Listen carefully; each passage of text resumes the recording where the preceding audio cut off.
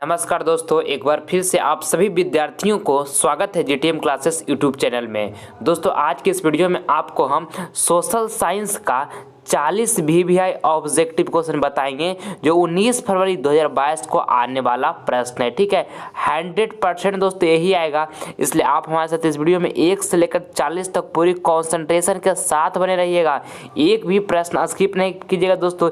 ये वीडियो जो है आपके फाइनल बोर्ड परीक्षा 19 फरवरी 2022 के लिए काफ़ी महत्वपूर्ण होने वाला है। ठीक है, आपको फाइनल तैयारी दोस्तों हम करवा रहे हैं। ठीक है, तो आइए हम वीडियो जल्दी से स्टार्ट करते हैं। देखिए पहला प्रश्न, भारत के किस राज्य में सर्वाधिक चीनी मिल है? दोस्तों काफी महत्वपूर्ण प्रश्न है आपके फाइनल बोर्ड परीक्षा 2022 के लिए। आपको बताना है ये प्रश्न में कि भारत के किस राज्य में सर्वाधिक चीनी मिल है, तो उत्तर प्रदेश में है। ऑप्शन नंबर यहाँ पे ए जो होगा बिल्कुल करेक्ट आंसर हो जाएगा। आप सभी विद्यार्थी इसको याद कर लीजिए। चलिए अगला प्रश्न हम देख लेते हैं। दूसरा नंबर कहता है भारत में सर्वाधिक क्षेत्र में कौन सा मिट्टी पाया जाता है? ऑप्शन ए में लिखा है जलोढ़ मिट्टी, बी में लिखा है काली मिट्टी, सी में लिखा है पर्वतीय मिट्टी और यहाँ पे डी में लिखा है बलुई मिट्टी। तो आपको बताना ये दूसरा नंबर में मेरे प्यारे साथियों कि भारत में सर्वाधिक क्षेत्र में कौन सा मिट्टी पाया जाता है, तो जलोढ़ मिट्टी पाया जाता है। ठीक है, ऑप्शन नंबर यहाँ पे ए जो होगा बिल्कुल हमारा करेक्ट आंसर हो गया। चलिए अगला प्रश्न हम देख लेते हैं। तीसरा नंबर कहता है भारत में योजना आयोग का गठन कब किया गया था? दोस्तों आपको ये तीसरा नंबर प्रश्न में बताना है कि भारत में योजना आयोग का गठन कब किया गया था। तो 15 मार्च 1950 ईस्वी को किया गया था। आप इसको याद रखिएगा। ऑप्शन नंबर यहाँ पे ए जो होगा बिल्कुल करेक्ट आंसर हो गया। चलिए अगला प्रश्न हम देखते हैं। चौथा नंबर कहता है गिरमिटिया मजदूर बिहार के किस क्षेत्र से भेजे जाते थे? दोस्तों ये प्रश्न वेरी इंपॉर्टेंट प्रश्न है आपके फाइनल बोर्ड परीक्षा 2022 के लिए। आपको बताना है ये प्रश्न में कि गिरमिटिया मजदूर बिहार के किस क्षेत्र से भेजे जाते थे? तो पश्चिमी क्षेत्र से भेजे जाते थे। ठीक है, ऑप्शन नंबर यहाँ पे जो बी होगा हमारा बिल्कुल करेक्ट आंसर हो जाएगा। आप इसको याद कर लीजिए। चलिए अगला प्रश्न हम देखते हैं। पांचवा नंबर कहता है सेफ्टी लैंप का आविष्कारक है। दोस्तों ये प्रश्न काफी महत्वपूर्ण है और बिहार बोर्ड बहुत बार इसको पूछा है। आप इसको अच्छे तरीके से याद कीजिएगा। आपको बताना है ना कि सेफ्टी लैंप का आविष्कारक है तो हम्फ्री डेवी है। ठीक है, हम्फ्री डेवी है। ऑप्शन नंबर यहाँ पे सी जो होगा बिल्कुल करेक्ट आंसर हो जाएगा। आप सभी विद्यार्थी इसको याद रखिएगा। चलिए अगला प्रश्न हम देखते हैं। छठा नंबर कहता है कि झारखंड राज्य का गठन कब हुआ था? दोस्तों ये प्रश्न आपके बोर्ड एग्जाम के लिए ललन टॉप प्रश्न है। 10 बार से भी ज्यादा बार बिहार बोर्ड इसको पूछ दिया है और 2022 बोर्ड एग्जाम का पेपर में भी ये प्रश्न टपकेगा, ये मेरा गारंटी है। आपको बताना है कि झारखंड राज्य का गठन कब हुआ था? तब 15 नवंबर 2000 ईस्वी को दोस्तों झारखंड राज्य का गठन हुआ था। ऑप्शन नंबर यहाँ पे जो सी होगा बिल्कुल करेक्ट आंसर हो जाएगा। आप इसको याद रखिएगा। ठीक है, चलिए अगला प्रश्न हम देखते हैं। सातवां नंबर कहता है विश्व व्यापार संगठन WTO की स्थापना किस वर्ष की गई? आपको बताना है ये 7 नंबर प्रश्न में कि विश्व व्यापार संगठन WTO की स्थापना किस वर्ष की गई? तो 1995 ईस्वी में किया गया दोस्तों। ऑप्शन नंबर यहाँ पे ए जो होगा बिल्कुल करेक्ट आंसर हो जाएगा। आप सभी विद्यार्थी इसको याद रखिएगा कि विश्व व्यापार संगठन WTO की स्थापना किस वर्ष की गई? तो 1995 ईस्वी में की गई। ठीक है, चलिए अगला प्रश्न हम देखते हैं। 8 नंबर सविनय अवज्ञा आंदोलन कब और किस यात्रा से शुरू हुआ? दोस्तों काफी महत्वपूर्ण प्रश्न है आपके बोर्ड एग्जाम के लिए। आपको बताना है कि सविनय अवज्ञा आंदोलन कब और किस यात्रा से शुरू हुआ? तो 1930 ईस्वी में शुरू हुआ दोस्तों, दांडी यात्रा से शुरू हुआ। ठीक है, ऑप्शन नंबर यहाँ पे जो सी होगा बिल्कुल हमारा राइट आंसर हो जाएगा। ठीक है, चलिए आगे बढ़ते अब हम। और दोस्तों इस वीडियो के माध्यम से आपको जो अब हम 40 ऑब्जेक्टिव क्वेश्चन बता रहे हैं ये आपके फाइनल बोर्ड परीक्षा 2022 के लिए काफ़ी महत्वपूर्ण है, इसलिए 1 से लेकर 40 तक पूरी कंसंट्रेशन के साथ बने रहिएगा। एक प्रश्न भी दोस्तों इस वीडियो के माध्यम स्किप आप नहीं कीजिएगा। एक प्रश्न भी, ये 40 में से बहुत सारे प्रश्न जो होंगे दोस्तों वो आपके फाइनल बोर्ड परीक्षा जो 19 फरवरी को होने वाला है दोस्तों सोशल साइंस का परीक्षा, ये 40 में से बहुत सारे प्रश्न सेम टू सेम हूबहू लड़ेगा। ठीक है, ये मेरा 100% गारंटी है, इसलिए इस वीडियो में आप शुरू से लेकर अंत तक कॉन्सेंट्रेशन के साथ बने रहिएगा।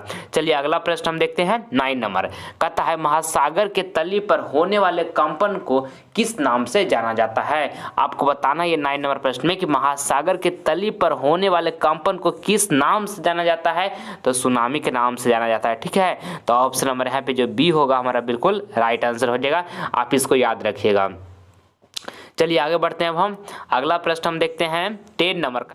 भारत के किस राज्य की प्रति व्यक्ति आय कम है। दोस्तों ये तो बउआ वाला प्रश्न है, सभी विद्यार्थियों को प्रश्न पता होगा। आपको बताना कि भारत के किस राज्य की प्रति व्यक्ति आय कम है, तो बिहार का दोस्तों प्रति व्यक्ति आय कम है। ऑप्शन नंबर यहाँ पे ये जो होगा हमारा बिल्कुल करेक्ट आंसर हो जाएगा, ठीक है।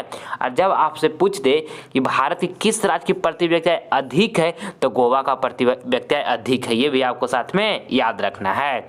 चलिए अगला प्रश्न हम देखते हैं 11 नंबर। कहता है भारत की अर्थव्यवस्था का मुख्य आधार क्या है। दोस्तों काफी महत्वपूर्ण प्रश्न ये 11 नंबर प्रश्न आपके फाइनल बोर्ड परीक्षा के लिए। आपको बताना है कि भारत की अर्थव्यवस्था का मुख्य आधार क्या है, तो कृषि है। ऑप्शन नंबर यहाँ पे ए जो होगा बिल्कुल करेक्ट आंसर हो जाएगा। आप सभी विद्यार्थी इसको याद रखिएगा। चलिए अगला प्रश्न हम देख लेते हैं 12 नंबर। कहता है सुखाड़ क्या है। आपको बताना है ये प्रश्न में कि सुखाड़ क्या है, तो सुखाड़ जो है प्राकृतिक आपदा है, आपको इसको याद रखना है। ऑप्शन नंबर यहाँ पे ए जो होगा बिल्कुल करेक्ट आंसर हो जाएगा। सभी विद्यार्थी इसको अच्छे तरीके से याद रखेंगे। चलिए अगला प्रश्न हम देख लेते हैं 13 नंबर प्रश्न कहता है कि सूखे के लिए जिम्मेवार कारण है। आपको बताना है कि सूखे के लिए जिम्मेवार कारण है, तो वर्षा की कमी है, ठीक है। ऑप्शन नंबर यहाँ पे जो बी होगा वर्षा की कमी बिल्कुल करेक्ट आंसर हमारा हो जाएगा, ठीक है। चलिए अगला प्रश्न हम देख लेते हैं 14 नंबर। कहते हैं देश के बांधों को किसने भारत का मंदिर कहा। दोस्तों काफी महत्वपूर्ण प्रश्न है आपके बोर्ड एग्जाम के लिए। ऑप्शन ए लिखा है महात्मा गांधी, बी लिखा हुआ है पंडित नेहरू, सी लिखा है विवेकानंद और डी लिखा है राजेंद्र प्रसाद। तो आपको बताना ये 14 नंबर प्रश्न है कि देश के बांधों को किसने भारत का मंदिर कहा है, तो पंडित जवाहरलाल नेहरू कहे दोस्तों। ऑप्शन नंबर यहाँ पे जो बी होगा बिल्कुल करेक्ट आंसर हो जाएगा। आप इसको याद रखिएगा, बहुत बार बोर्ड एग्जाम में ये पूछा गया है।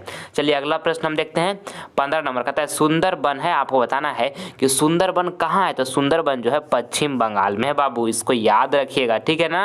काफी महत्वपूर्ण प्रश्न है। ऑप्शन नंबर सी बिल्कुल सही आंसर हो गया। चलिए अगला प्रश्न हम देख लेते हैं 16 नंबर।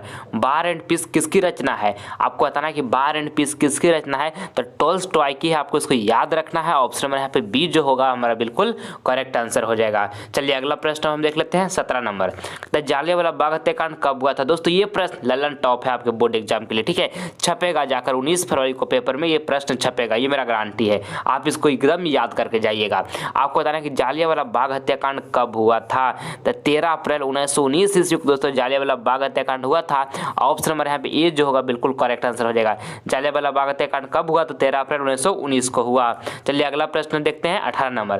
कहता है मत्स्य पालन किस क्षेत्र में आता है, तो देखिए ऑप्शन ए में लिखा हुआ है प्राथमिक क्षेत्र में, बी लिखा है द्वितीय क्षेत्र में, सी लिखा है तृतीय क्षेत्र में और डी लिखा है इनमें से कोई नहीं। देखिए मत्स्य पालन मतलब होता है दोस्तों मछली पालन, ठीक है। मछली पालन और पशुपालन ये जो है कृषि में आता है, और जो कृषि होता है वो प्राथमिक क्षेत्र में आता है, ठीक है। तो ऑप्शन नंबर यहाँ पे ए जो होगा हमारा बिल्कुल करेक्ट आंसर हो गया। आपको इसको अच्छे तरीके से ध्यान में रखना है। मत्स्य पालन मतलब क्या हुआ, मछली पालन हुआ। चलिए आगे बढ़ते हैं अब 19 नंबर प्रश्न। कहता है गिरमिटिया मजदूर किससे कहा जाता था। दोस्तों काफी महत्वपूर्ण प्रश्न है 19 नंबर, ये भी आपके वीडियो में बहुत बार पूछा जा चुका है। आपको बताना है कि गिरमिटिया मजदूर किसे कहा जाता था, तो अनुबंधित मजदूरों को कहा जाता था गिरमिटिया मजदूर, ठीक है। ऑप्शन नंबर यहाँ पे ए जो होगा बिल्कुल करेक्ट आंसर रहेगा। आप इसको अच्छी तरीके से याद कर लीजिएगा। चलिए आगे बढ़ते हैं, हम 20 नंबर प्रश्न देखते हैं। और दोस्तों अगर जो अभी तक आप सभी विद्यार्थियों ने जीटीएम क्लासेस को सब्सक्राइब नहीं किया है, तो प्लीज़ इस चैनल को आप सब्सक्राइब कर लें। इससे आपको फ़ायदा क्या होगा, जब हम लाइव क्लास लेकर आएंगे तो इसका नोटिफिकेशन जो होगा सबसे पहले आपके पास ही पहुंचेगा। इसलिए आप सभी विद्यार्थी जल्द से जीटीएम क्लासेस को सब्सक्राइब कर लीजिए, ताकि आप लाइव क्लास अच्छे तरीके से कर सकें, ठीक है। चलिए देखिए 20 नंबर प्रश्न देखिएगा। भारत में सहकारिता आंदोलन कब प्रारंभ हुआ। दोस्तों काफ़ी महत्वपूर्ण प्रश्न आपके फाइनल बोर्ड परीक्षा के लिए। आपको बताना कि भारत में सहकारिता आंदोलन का प्रारंभ कब हुआ, तो दोस्तों 1904 ईस्वी में हुआ, ठीक है। आप इसको याद रखिएगा। ऑप्शन नंबर यहाँ पे बी जो होगा हमारा बिल्कुल करेक्ट आंसर हो जाएगा, ठीक है। चलिए आगे बढ़ते हैं अब हम 21 नंबर प्रश्न। 21 नंबर प्रश्न हमारा है कि सुनामी का प्रमुख कारण क्या है। ऑप्शन ए में लिखा हुआ है समुद्र में भूकंप आना, बी में लिखा हुआ है स्थलीय क्षेत्र पर भूकंप का आना, यहाँ देखिए सी में लिखा हुआ है द्वीप पर भूकंप का आना, और डी में लिखा है उपयुक्त में से कोई नहीं। तो आपको बताना है 21 नंबर प्रश्न में कि सुनामी का प्रमुख कारण क्या है, तो समुद्र में भूकंप का आना। समुद्र में क्या, भूकंप का आना सुनामी का प्रमुख कारण है। ऑप्शन नंबर ए यहाँ पे बिल्कुल हमारा करेक्ट आंसर हो गया। चलिए अगला प्रश्न हम देख लेते हैं 22 नंबर। कहता है कि संघ राज्य की विशेषता नहीं है। आपको बताना है कि संघ राज्य की विशेषता नहीं है, तो एक कहरी शासन व्यवस्था जो है ये संघ राज्य की विशेषता नहीं है। ठीक है, ऑप्शन नंबर यहाँ पे सी जो होगा बिल्कुल करेक्ट आंसर हो जाएगा। आप इसको याद कर लीजिएगा। ठीक है, चलिए अगला प्रश्न हम देखते हैं 23 नंबर। कहता है बिहार में खाद्य कारखाना कहाँ है। आपको बताना है ये 23 नंबर प्रश्न में कि बिहार में खाद्य कारखाना कहाँ है, तो बरौनी में। आप इसको याद रखिएगा। ऑप्शन नंबर यहाँ पे बी जो होगा हमारा बिल्कुल राइट आंसर हो जाएगा। ठीक है, चलिए अगला प्रश्न हम देख लेते हैं 24 नंबर। कहता है कि सर्वोत्तम कोयले का प्रकार कौन सा है। आपको बताना है बाबू ये प्रश्न में कि सर्वोत्तम कोयले का प्रकार कौन सा है, तो इंथ्रासाइट है। आपको उसको याद रखना है। ऑप्शन नंबर यहाँ पे ए जो होगा हमारा बिल्कुल करेक्ट आंसर हो जाएगा। आपके बोर्ड एग्जाम के लिए अति महत्वपूर्ण प्रश्न है ये। चलिए अगला प्रश्न हम देखते हैं 25 नंबर। कहता है भारत में सबसे ऊंचा सड़क कहाँ स्थित है। आपको बताना है ये 25 नंबर प्रश्न में कि भारत में सबसे ऊंचा सड़क कहाँ स्थित है, तो लेह में है। ऑप्शन नंबर यहाँ पे जो बी होगा, यहाँ पे बी, ऑप्शन नंबर बी जो होगा हमारा बिल्कुल करेक्ट आंसर हो जाएगा। ठीक है, भारत में सबसे ऊंचा सड़क कहाँ स्थित है, तो लेह में है। ऑप्शन नंबर यहाँ पे बी जो होगा बाबू बिल्कुल करेक्ट आंसर होगा। ठीक है, चलिए अगला प्रश्न हम देखते हैं। अगला प्रश्न हमारा यहाँ पे 26 नंबर है। कहता है कि निम्न में से कौन प्राथमिक ऊर्जा का उदाहरण नहीं है। ऑप्शन ए में लिखा कोयला, बी में लिखा प्राकृतिक गैस, सी में लिखा पेट्रोलियम और डी में लिखा सौर ऊर्जा। तो आपको ये 26 नंबर प्रश्न में बताना है कि निम्न में से कौन प्राथमिक ऊर्जा का उदाहरण नहीं है, तो सौर ऊर्जा जो है ये प्राथमिक ऊर्जा का उदाहरण नहीं है। ऑप्शन नंबर यहाँ पे डी जो होगा हमारा बिल्कुल करेक्ट आंसर हो जाएगा। ठीक है, चलिए अगला प्रश्न हम देख लेते हैं 27 नंबर। कहता है गोल घर का निर्माण कब हुआ। आपको बताना है ये 27 नंबर प्रश्न में कि गोल घर का निर्माण कब हुआ, तो दोस्तों गोल घर का निर्माण 1786 ईस्वी में हुआ। आप इसको याद रखिएगा। ऑप्शन नंबर यहाँ पे जो सी होगा हमारा बिल्कुल करेक्ट आंसर हो जाएगा। ठीक है, गोल घर का निर्माण कब हुआ, तो 1786 ईस्वी में, 1786 ईस्वी में गोल घर का निर्माण हुआ बाबू। ये प्रश्न को आपको अच्छे तरीके से याद रखना है। चलिए अगला प्रश्न देखते हैं 28 नंबर। कहता है कपास सबसे अधिक किस राज्य में होता है। काफी महत्वपूर्ण प्रश्न है आपके बोर्ड एग्जाम के लिए। बहुत बार दोस्तों ये बोर्ड एग्जाम में ये प्रश्न आया है। ठीक है, आपको बताना है कि कपास सबसे अधिक किस राज्य में होता है, तो गुजरात में होता है। आपको इसको याद रखना है। ऑप्शन नंबर यहाँ पर बी जो होगा बिल्कुल करेक्ट आंसर हो गया। चलिए अगला प्रश्न हम देख लेते हैं 29 नंबर।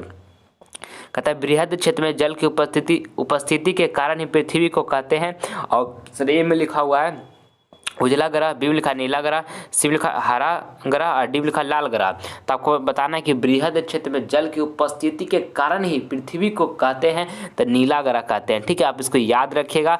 ऑप्शन नंबर यहाँ पे बी जो होगा हमारा बिल्कुल करेक्ट आंसर हो जाएगा। ठीक है, चलिए अगला प्रश्न हम देख लेते हैं 30 नंबर। और दोस्तों अगर जो आप सभी विद्यार्थी का टारगेट है कि मुझे 480 प्लस मार्क्स फाइनल बोर्ड पे प्राप्त करना है, तो आप सभी विद्यार्थी मन से पढ़ाई कीजिएगा। समय अभी का आपका जो बीत रहा है वो एक मिनट काफ़ी महत्वपूर्ण बीत रहा है। ठीक है, इसलिए पूरी कॉन्सेंट्रेशन के साथ पढ़ाई कीजिए, समय को बर्बादी नहीं कीजिए बाबू। और एक बात को हमेशा ध्यान में रखिएगा, ऐसा माइंड में विचार कभी नहीं लाइएगा कि हमको मैथ समझ में नहीं आ रहा है, साइंस नहीं याद हो रहा है, सोशल साइंस नहीं, हिंदी नहीं, कुछ तैयारी नहीं है, हम क्या चीज़ को अभी पढ़ें, क्या चीज़ को पढ़ें नहीं पढ़ें, कुछ हमको समझ में नहीं आ रहा है, ऐसा विचार माइंड में नहीं लाएगा बाबू। आप पूरी एक साल पढ़ें अच्छे तरीके से, आपके पास नॉलेज है, आपके पास तैयारी है, इसलिए जो आप तैयारी किए उसे बार बार रिवीजन कीजिए, माइंड को कॉन्सेंट्रेट रखिए बाबू, मन से पढ़ाई कीजिए। ठीक है, मन को विचलित मत कीजिएगा, पूरी कॉन्सेंट्रेशन से जितना आप पढ़े हैं अब तक उन सभी प्रश्नों को बार बार आप रिवीजन कर जाइए। आप 2022 बोर्ड में काफ़ी शानदार प्रदर्शन कीजिएगा। ठीक है,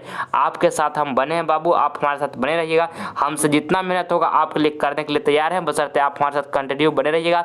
आप हमारे परिवार हैं बाबू और हम आपके परिवार हैं, हम सब मिलकर लड़ेंगे और 2022 बोर्ड में काफ़ी शानदार प्रदर्शन करेंगे। ठीक है, और हार मत मानिएगा बाबू, खूब मेहनत कीजिएगा, जीवन में खूब तरक्की कीजिएगा। इस बात को ध्यान में रखिएगा क्योंकि माता पिता आपसे आशा लगाए हुए बैठे हैं, आपका सफलता को इंतजार कर रहे हैं माता पिता, इस बात को आपको ध्यान में रखना है। ठीक है, अभी तक आप सभी विद्यार्थियों ने जीटीएम क्लासेस को सब्सक्राइब नहीं किया, सब्सक्राइब करके आप जीटीएम क्लासेस परिवार से जल्द जुड़ जाइए।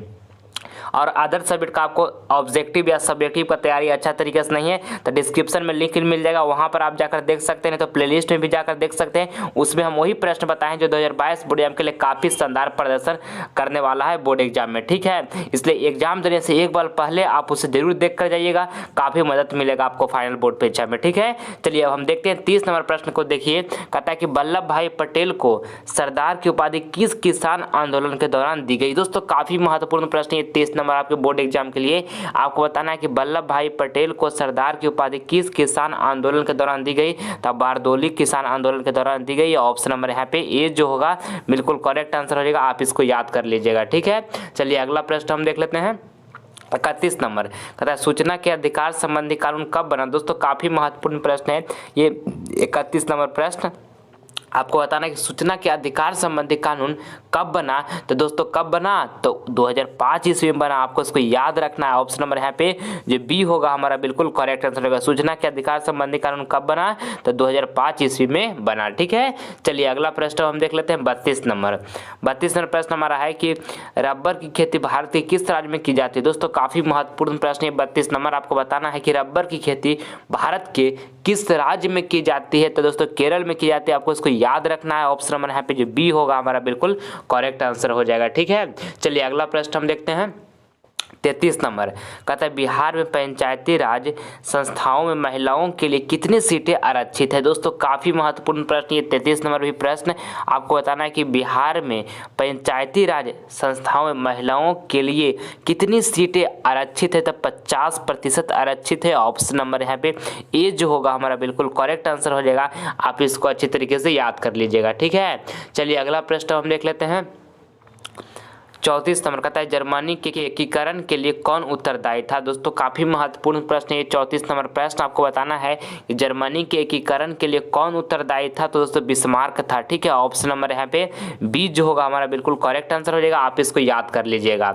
चलिए अगला प्रश्न हम देख लेते हैं 35 नंबर कहता है किस राज्य में मसाला सबसे अधिक होता है। आपको बताना है ये 35 नंबर प्रश्न में कि किस राज्य में मसाला सबसे अधिक होता है, तो केरल में मसाला जो होता है सबसे अधिक होता है। ऑप्शन नंबर यहाँ पे ये जो होगा हमारा बिल्कुल करेक्ट आंसर हो जाएगा।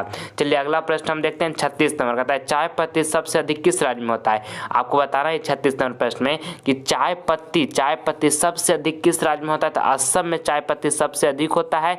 ऑप्शन नंबर यहाँ पे जो सी होगा बिल्कुल करेक्ट आंसर हो जाएगा, आप इसको याद कर लीजिएगा। ठीक है, चलिए अगला प्रश्न हम देख लेते हैं 37 नंबर कहता है नेताजी सुभाष चंद्र बोस हवाई अड्डा किस राज्य में स्थित है। दोस्तों ये 37 नंबर प्रश्न आपके फाइनल बोर्ड परीक्षा 2022 के लिए काफी महत्वपूर्ण प्रश्न है। आपको बताना है कि नेताजी सुभाष चंद्र बोस हवाई अड्डा किस राज्य में स्थित है, तो पश्चिम बंगाल में स्थित है। आपको इसको याद रखना है।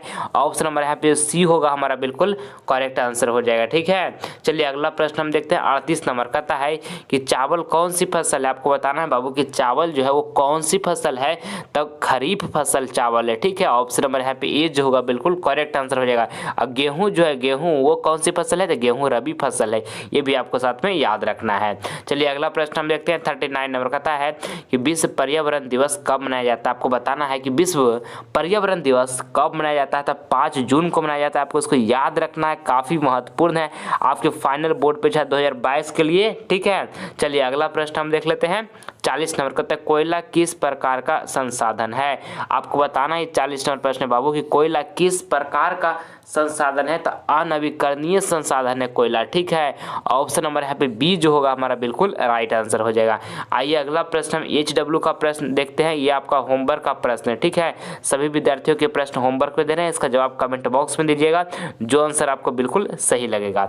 आपको बताना है कि सुनामी किस स्थान पर आता है। सारे विद्यार्थी कमेंट बॉक्स में जवाब दीजिएगा। इसका आंसर ऑप्शन ए में लिखा हुआ समुद्र, बी में लिखा स्थल, सी में लिखा आसमान और डी में लिखा इनमें से कोई नहीं। तो जो आंसर आपको सही लगेगा उसका जवाब कमेंट बॉक्स में जरूर दीजिएगा। आप सभी विद्यार्थी का कमेंट का हम प्रतीक्षा करेंगे। ठीक है, और इस वीडियो के माध्यम से अगर आपको कुछ सीखने को मिला है तो इस वीडियो को दिल से एक आप लाइक करें। ठीक है, ज़्यादा से ज़्यादा इस वीडियो को अपने फ्रेंड के पास भी शेयर करें ताकि इस वीडियो के माध्यम से आपका फ्रेंड भी कुछ नॉलेज ग्रहण कर सके। और ये जो अभी तक आप सभी विद्यार्थियों ने JTM क्लासेस को सब्सक्राइब नहीं किया है तो सब्सक्राइब कीजिए। इससे आपको फायदा क्या होगा, जब हम लाइव क्लास लेकर आएंगे इसका नोटिफिकेशन जो होगा सबसे पहले आपके पास ही पहुंचेगा। ठीक है, मिलते हैं दोस्तों आपसे हम अगले वीडियो में। तब तक मन लगाकर पढ़ाई कीजिएगा। हर हालत में 480 प्लस मार्क्स प्राप्त करना है बाबू, इस बात को ध्यान में रखना है, चाहे जितना हमको एनर्जी जोश झोंकना पड़े, क्योंकि माँ और पिता आशा लगाए हुए बैठे हैं। इस बात को आपको ध्यान में रखना है। मिलते हैं हम आपसे नेक्स्ट वीडियो में, तब तक के लिए जय हिंद जय भारत।